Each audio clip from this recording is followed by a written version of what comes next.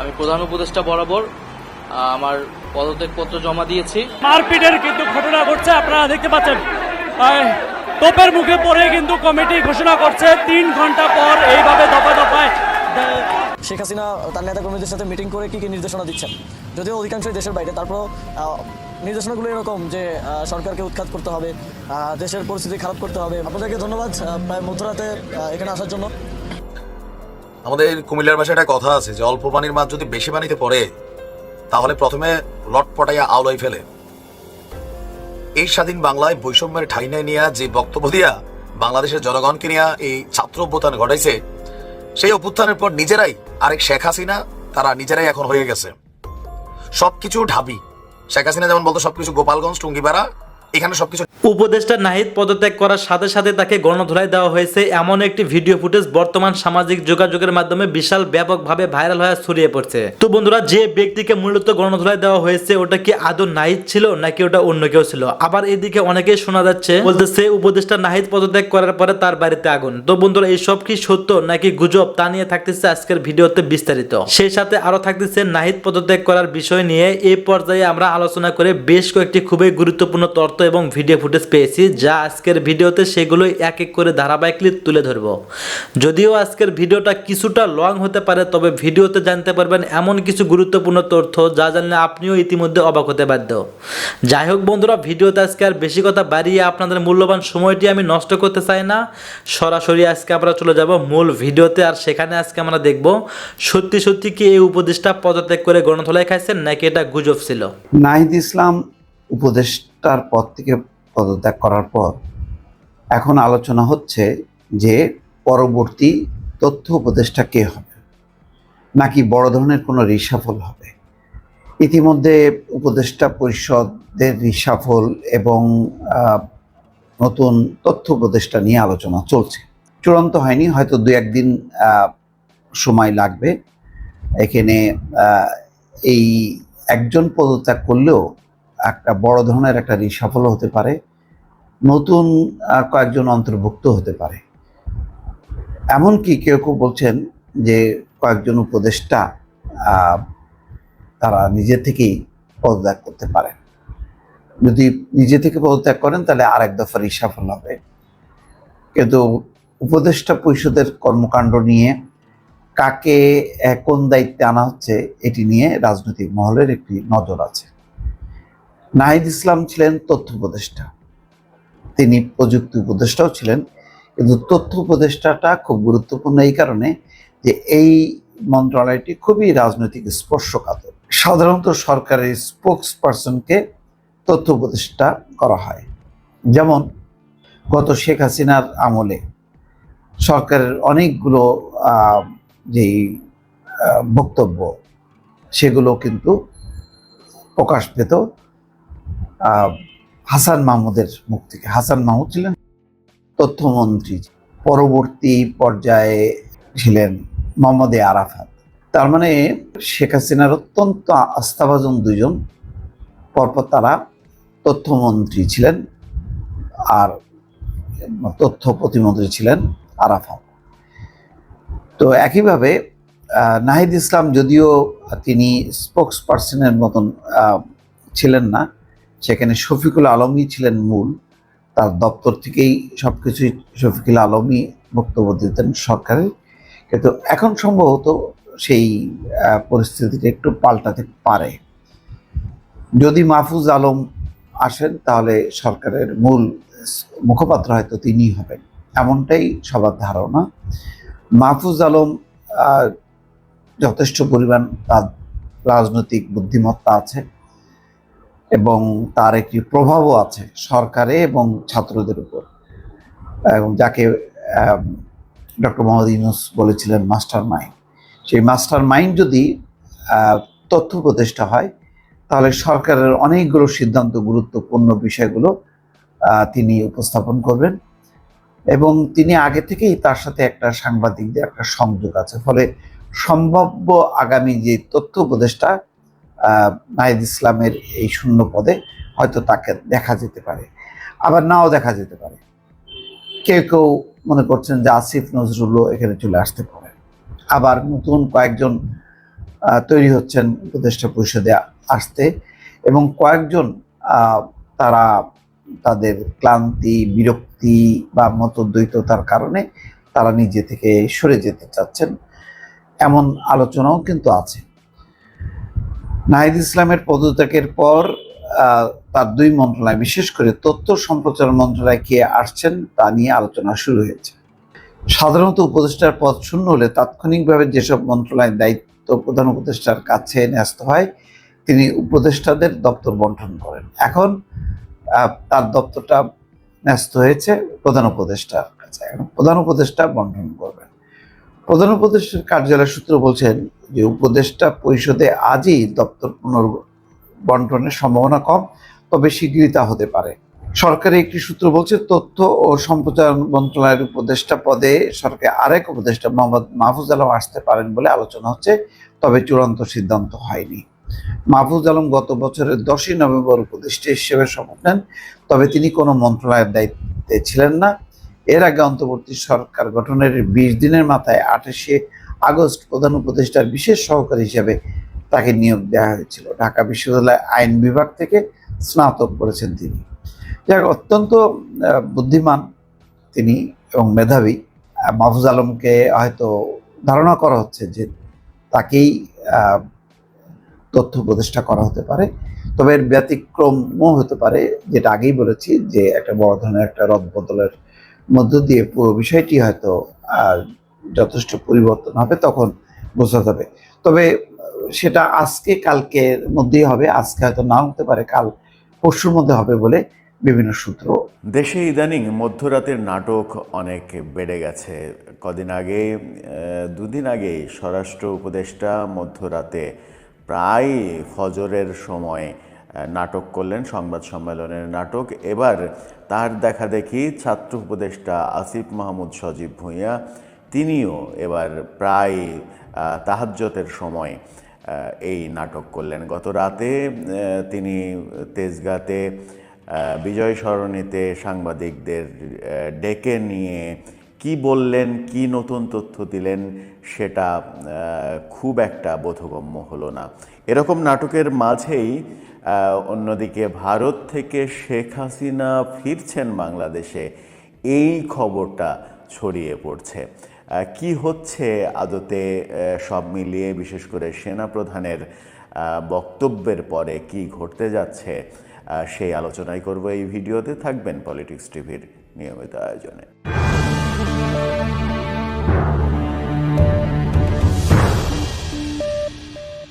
দর্শক, পলিটিক্স টিভির নিয়মিত ভিডিওগুলো এখন থেকে স্পন্সর করছে প্রজাপতি.tv ওটিটি প্ল্যাটফর্ম। আপনারা চাইলে দেখতে পারেন ইউটিউবে, ফেসবুকে। আপাতত চলে যাই মূল ভিডিওতে। বলছিলাম দেশে মধ্যরাতের নাটক বেড়ে গেছে। গতকাল আসিফ মাহমুদ সজীব ভূঁইয়া রাত 1টার পরে বিজয় সরণিতে ডেকে নিয়ে সাংবাদিকদের জানান দিলেন যে তিনি রাত জেগে বিভিন্ন জায়গায় টহল দিচ্ছেন, নিরাপত্তা ব্যবস্থা দেখছেন।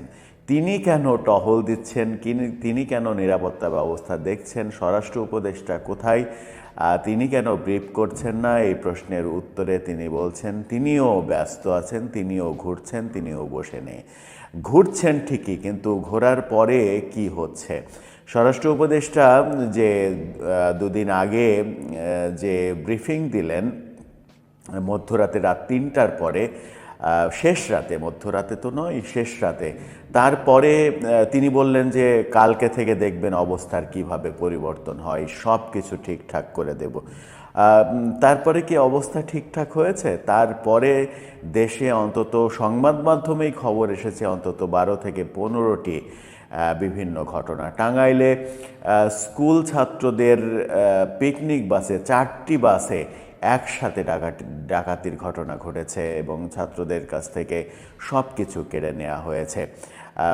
গাজীপুরে কেরানীগঞ্জে মা তার কন্যা সন্তানকে নিয়ে কোচিংয়ে গিয়েছিলেন, তাকে খুন হতে হয়েছে। এরকম এরকম দৃশ্য আমরা কিন্তু তারপরে দেখেছি অন্তত 10-12টা ঘটনা, এরকম চাঞ্চল্যকর ঘটনা ঘটতে দেখেছি। তার মানে হচ্ছে যে দেশ শান্ত হয়নি, দেশের বিভিন্ন জায়গায় বিভিন্ন ঘটনা ঘটছে। রাজধানী ঢাকাতে শুধুমাত্র উপদেষ্টারা শোডাউন দিচ্ছেন আর সংবাদ সম্মেলন করছেন, সাংবাদিকদের ঘুম ভাঙিয়ে ডেকে নিয়ে এসে নিজের ইচ্ছা মতো বয়ান দিচ্ছেন।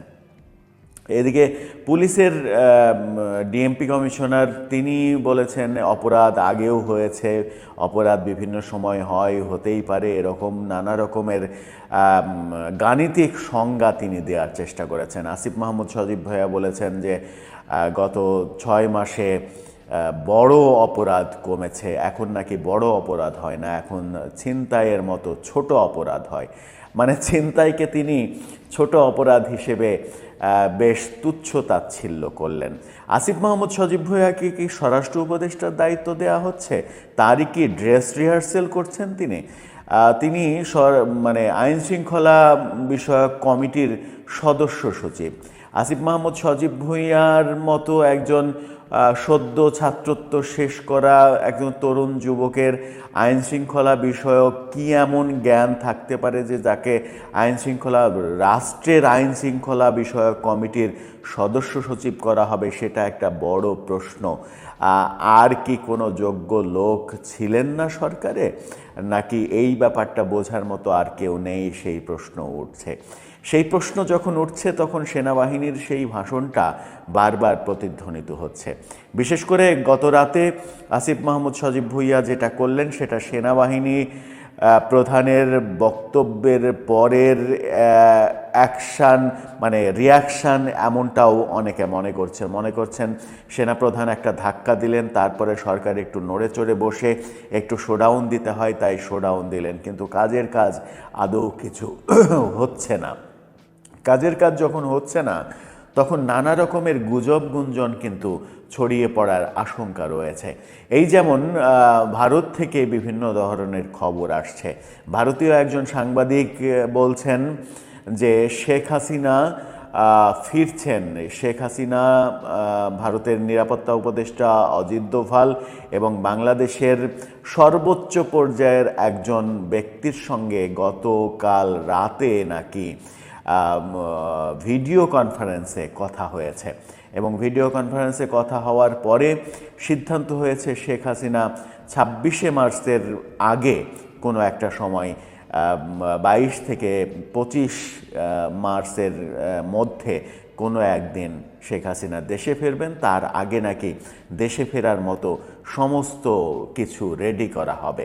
এই যে খবরগুলো ছড়িয়ে পড়ছে কিংবা ছড়িয়ে ফেলা হচ্ছে, তার মূল কারণ দেশে অস্থিতিশীল পরিবেশ বিরাজ করছে। শেখ হাসিনা বিষয়ে যে খবরটা ভারত থেকে ছড়িয়ে পড়ছে এবং আওয়ামী লীগ অনুসারী যারা তারা সেই খবরগুলো লুফে নিচ্ছেন, এক ধরনের সেই খবরগুলো খাওয়ানো হচ্ছে। সত্য মিথ্যা জানি না, যদি সত্য হয় তাহলে কি অবস্থা হবে সেটা খুব সহজেই অনুমান করা যায়, আর যদি মিথ্যা হয় তাহলে তো গুজব গুঞ্জন সেভাবেই অনুমান করা হবে। কিন্তু যদি গুজব গুঞ্জন হয়, সেই গুজব গুঞ্জনগুলো ছড়িয়ে পড়ার প্ল্যাটফর্মকে আমরা তৈরি করে দিচ্ছি না বর্তমান দেশের অবস্থার পরিপ্রেক্ষিতে? হ্যাঁ, তৈরি করে দিচ্ছি। এরকম গুজব, যদি এটা গুজব হয় তাহলে এরকমটা আরও অনেক ছড়িয়ে পড়ার আশঙ্কাও রয়েছে। শেখ হাসিনা ফিরে আসছেন এই পটভূমি নিয়ে অনেক দিন ধরেই কথা হচ্ছে, অনেক দিন ধরেই বলা হচ্ছে শেখ হাসিনা মার্চের মধ্যে দেশে ফিরবেন। আবারও এই সেনাবাহিনীর প্রধানের এই কথার পরে গত রাত থেকে আজকে পর্যন্ত যে ব্যাপারটা সব থেকে বেশি আলোচিত হচ্ছে সেটা হচ্ছে শেখ হাসিনা ফিরছেন এবং সেটা 26শে মার্চের আগেই ফিরছেন। সেনাপ্রধানের বক্তব্যকে নিয়ে এখন পর্যন্ত বিএনপির কোনো বক্তব্য পাওয়া যায়নি। জামাতের কোনো বক্তব্য পাওয়া যায়নি, রাজনৈতিক দলগুলোর খুব একটা বক্তব্য পাওয়া যায়নি। কিন্তু সাধারণ মানুষ যারা সরকারের সমর্থক, তারা সেনাবাহিনীকে শত্রু ভাবা শুরু করেছেন ইতিমধ্যেই। আমি ব্যক্তিগতভাবে বিভিন্ন জনের ফেসবুক পোস্ট দেখেছি যারা সেনাবাহিনী প্রধানকে অপসারণের দাবি জানিয়েছেন, যারা সরকার সমর্থক।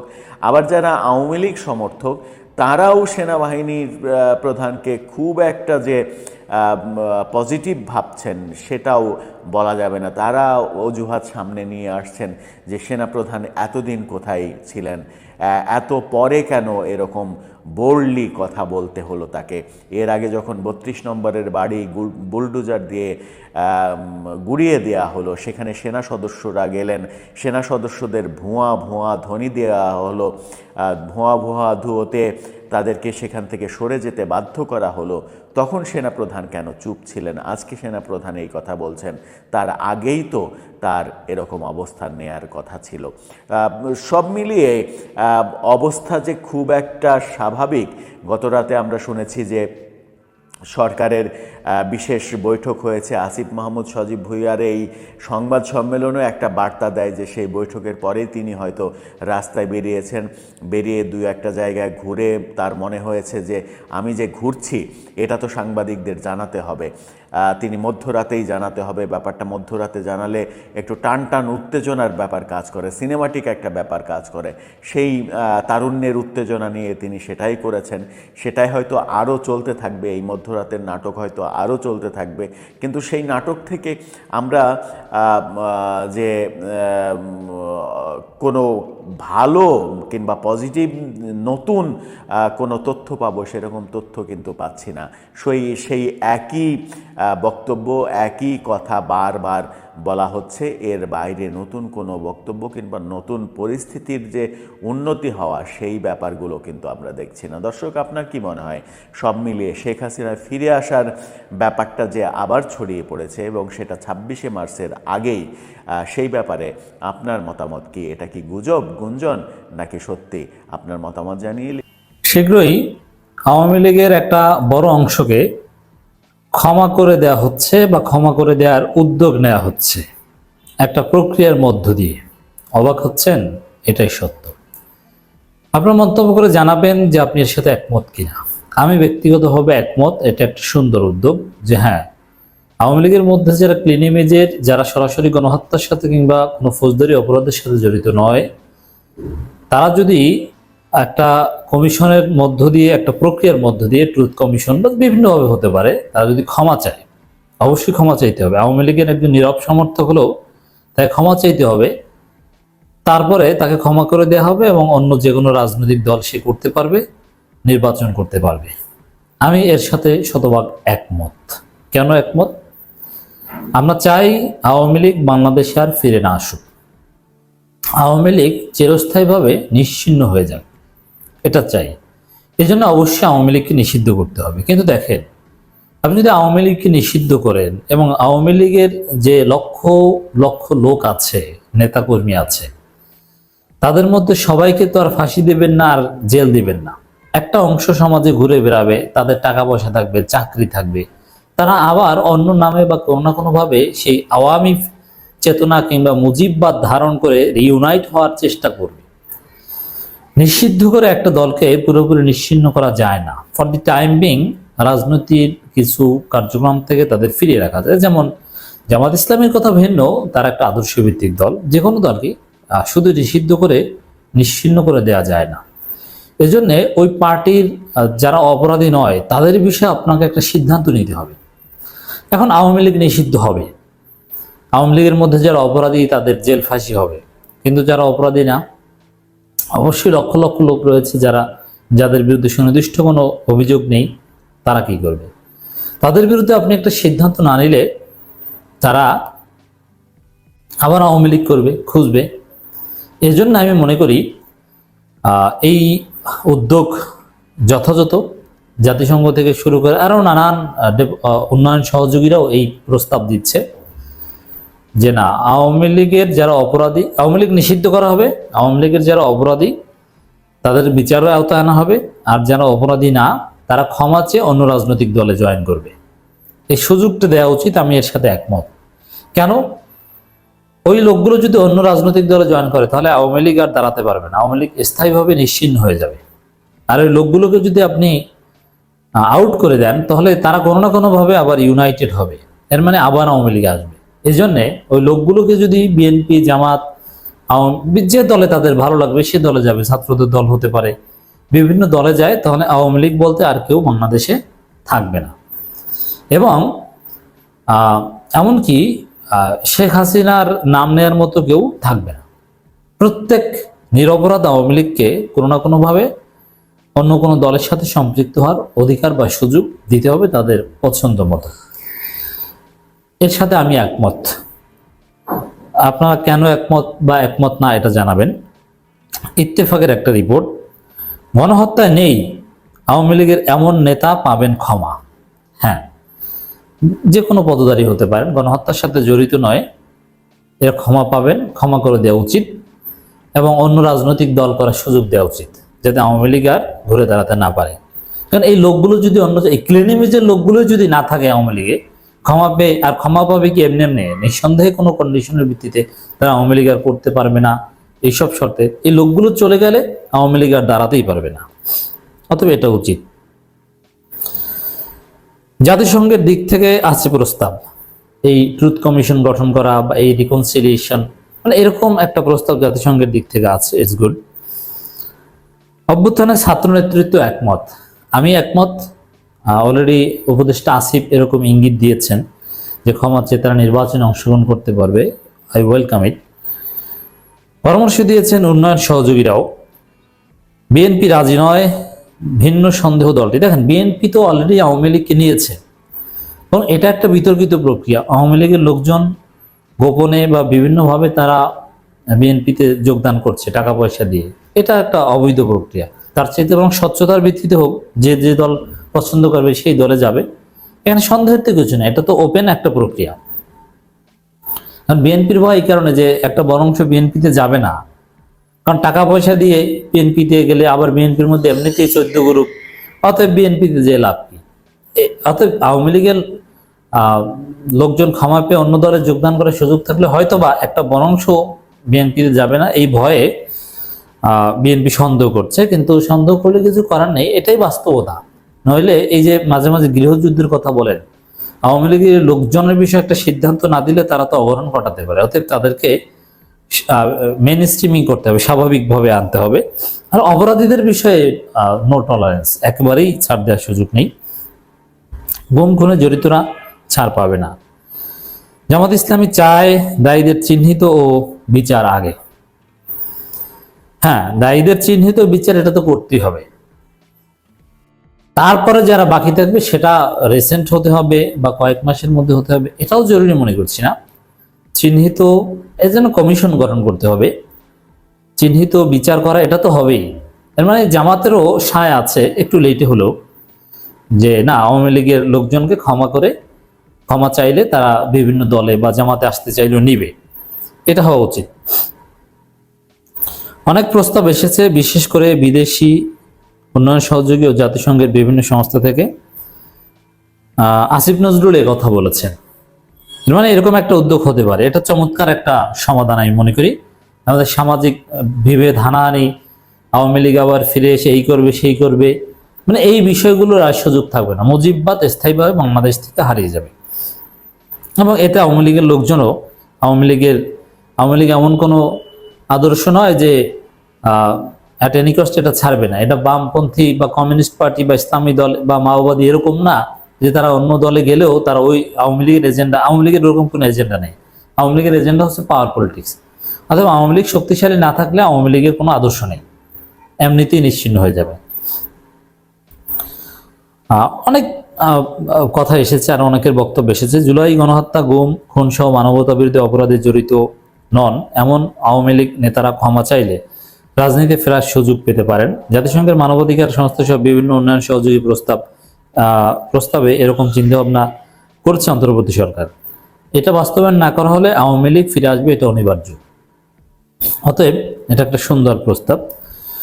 শেখ হাসিনা সরকারের পতন ঘটানো গণঅভ্যুত্থানে নেতৃত্ব দেয়া ছাত্র নেতারাও অপরাধী নন এমন নেতাকে রাজনীতিতে ফেরার সুযোগ দিতে রেডি এবং রিকনসিলিয়েশনে রাজি। তবে আপত্তি রয়েছে বিএনপির তরফ থেকে। দলটি ছাত্র নেতা দেখেন, এটা বিএনপি আপত্তি করে কিছু করতে পারবে না, কারণ যাদের বিরুদ্ধে ফৌজদারি অভিযোগ নেই, এটা জাতীয়ভাবে কোনো উদ্যোগ ছাড়াও যদি ছাত্ররা তাদের দলে নেয় বা জামাত তাদের দলে নেয়, এটা বিএনপির কিছু বলে নেই। তারা রাজনৈতিকভাবে প্রচারণা চালাতে পারবে, কিন্তু এটা বাধা দিতে পারবে না। অর্থাৎ বিএনপির রাজি থাকা না থাকায় আসলে তেমন কিছু এখানে আসে যায় না। এটা স্টেট কন্ট্রোল আনুষ্ঠানিক কোনো প্রক্রিয়ার মধ্য দিয়ে না হলেও এটা হবে কোনো না কোনোভাবে।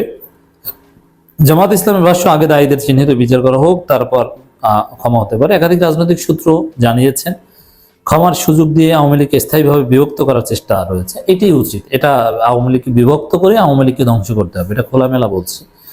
It's smart strategy. যারা হাসিনার নেতৃত্বে থাকবে তারা হবে একটি দল, যারা আর সেটাকে একেবারেই কোণঠাসা বা কোনো দলের মধ্যেই থাকবে না যদি এইভাবে ক্ষমা চেয়ে অন্য দলে যাওয়ার সুযোগ আওয়ামী লীগ ক্লিন ইমেজের লোকদের দেওয়া হয়। আর হাসিনার নামগন্ধ নেওয়ার সাহস বা হাসিনার নামগন্ধ নিয়ে বাংলাদেশে যার রাজনীতি চলবে না, এটা মানুষ বুঝে যাবে বা অলরেডি বুঝে গেছে। যারা 15 বছরের কৃতকর্মের জন্য ক্ষমা চাইবে তারা হবে আরেকটি দল। ক্ষমা চাওয়া অংশকে রাজনীতিতে বাধা দেওয়া হবে না, তাদের আওয়ামী লীগের মূলধারা হিসেবে স্বীকার করে নেওয়া হবে। এই অংশে নির্বাচনে অংশ নিতেও বাধা থাকবে না। বিভক্তি আওয়ামী লীগ অন্যদের জন্য তেমন হুমকি হতে পারবে না, তেমনি রাজনীতিতেও শক্তিশালী হওয়ার সুযোগ হবে। দেখেন, এখন যারা ক্ষমা চাইবে তাদেরকে সুযোগ দেওয়া হবে। তারা আওয়ামী লীগ নামেই রাজনীতি করবে, এটার সাথে আমি আবার একমত না। তারা অন্য দল করবে। আমি অন্য দল পছন্দ না করলে তারা নন পলিটিক্যাল থাকবে। অতএব আওয়ামী লীগ নামে একটা অংশ থাকবে, এর পক্ষে আমি নই। আওয়ামী লীগ থাকলে সেটা শেখ হাসিনার নামেই থাক, তারপরে সেটাকে যা জনগণ ভালো মনে করা করবে। ছাত্র জনতার অভ্যুত্থানকালে মানবতা বিরোধী অপরাধের তদন্ত প্রক্রিয়া যুক্ত একটি সূত্র সমকালকে নিশ্চিত করেছেন আওয়ামী লীগের একাধিক নেতা দোষ স্বীকার করে নিষ্কৃতি পেতে চান। এখন ফৌজদারি অপরাধ তো দোষ স্বীকার করলে নিষ্কৃতি পাওয়া যায় না, অপরাধের ধরন আছে, এটা আইন অনুযায়ী সিদ্ধান্ত হবে। তারা শেখ হাসিনার বিরুদ্ধে সাক্ষী দিতে রাজি। বিদেশে পালিয়ে যাওয়া কয়েকজন নেতা ক্ষমা প্রার্থনার বিনিময়ে স্বাভাবিক জীবনে ফেরার সুযোগ পেলে দেশে ফিরতে চান। এটা সুযোগ দেওয়া উচিত অপরাধের ধরন বিবেচনায়। আবারও বলছি, যারা আমার ভাইদের হত্যা করেছে, সরাসরি যারা গণহত্যায় জড়িত, এদেরকে কোনোভাবেই বিনা বিচারে ক্ষমা করার সুযোগের পক্ষে আমি নই, কেউ নয়। শেখ হাসিনার 15.5 বছরের কর্তৃত্ববাদী শাসনে 2262 বিষয়ের বিরুদ্ধে হত্যার অভিযোগ রয়েছে। গুম সংক্রান্ত কমিশনে 1600-এর বেশি অভিযোগ জমা করেছে। এখন দেখেন, এই যে প্রক্রিয়ার কথা আমরা বলছি, এই প্রক্রিয়ায় আওয়ামী লীগের শীর্ষ নেতারা ক্ষমা পাওয়ার সুযোগ খুব কম। বিদেশে অবস্থানরত নেতারা যারা বিদেশের কোনো শাখায় কাজ করেন তারা পেতে পারেন একটা অংশ, যারা আইনজীবী শাখায় কাজ করেন, যারা পেশাজীবীদের মধ্যে আছেন, এরা পেতে পারেন, আর স্থানীয় পর্যায়ের নেতারা অনেকে পেতে পারেন। কিন্তু সিনিয়র নেতারা এই সুযোগ পাওয়ার সম্ভাবনা খুব কম থাকবে। আপনার মন্তব্য জানাবেন দর্শক, খুবই জরুরি একটা আলোচনা। পরিশেষে আবারও বলছি যে এই প্রক্রিয়ায় কেউ রাজি হোক বা না হোক, এটা ঘটবেই বাংলাদেশে। নির্বাচন আসলে আওয়ামী লীগের ভোটারদের নিয়ে টানাটানি শুরু হবে। এমনকি জামাতও চাইবে, আওয়ামী লীগের লোকজন তাদের ভোট দেবে, বিএনপিও চাইবে। অতএব তখন অনৈতিক কিছু ঘটবে, টাকা পয়সা বা সুযোগ সুবিধা ইত্যাদি ইত্যাদি। বরং এটা না করে বরং স্বচ্ছতার ভিত্তিতে একটা কিছু করা হোক। ধন্যবাদ প্রিয় দর্শক বন্ধু, আমাদের ফুল ভিডিওটি দেখার জন্য আপনাকে জানাই অসংখ্য অসংখ্য ধন্যবাদ। তো বন্ধুরা, ইতিমধ্যে আপনারা পিচ্চি সাকিব ইউটিউব চ্যানেলে কিন্তু ভিডিও ফুটেজ দেখতেই পাচ্ছেন। আজকের ভিডিওটা কতটা গুরুত্বপূর্ণ একটি ভিডিও ছিল ইতিমধ্যে আপনারা কিন্তু বুঝতেই পেরেছেন। সেই সাথে বর্তমান বাংলাদেশের সোশ্যাল মিডিয়া থেকে শুরু করে আনাচে কানাচে সব জায়গাতে কিন্তু একটা কথা বিশেষ করে বেশিরভাগ ভাইরাল, যে উপদেষ্টা নাহিদ পদত্যাগ করেছে। এই উপদেষ্টা নাহিদ তিনি কেন পদত্যাগ করলেন, তার পদত্যাগ করার মেন কাহিনী কি, এর সঠিক তথ্য কিন্তু আজকের ভিডিওতে তুলে ধরা হয়েছে, আপনারা ইতিমধ্যে দেখতেই পেয়েছেন। তো বন্ধুরা, উপদেষ্টারা পদত্যাগ করার মেন কারণই হচ্ছে যে উপদেষ্টারা নতুন করে বাংলাদেশে একটি দল গঠন করতে চাচ্ছে, যে দলে শুধু ছাত্রের সমন্বয়ক এবং উপদেষ্টারা থাকবে। এমনকি এই নাহিদ যে আজকে পদত্যাগ করলেন, এই নাহিদ কিন্তু আগামীতে ভবিষ্যতে সেই দলের প্রধানমন্ত্রী হতে পারেন এবং নেতৃত্ব দিতে পারেন।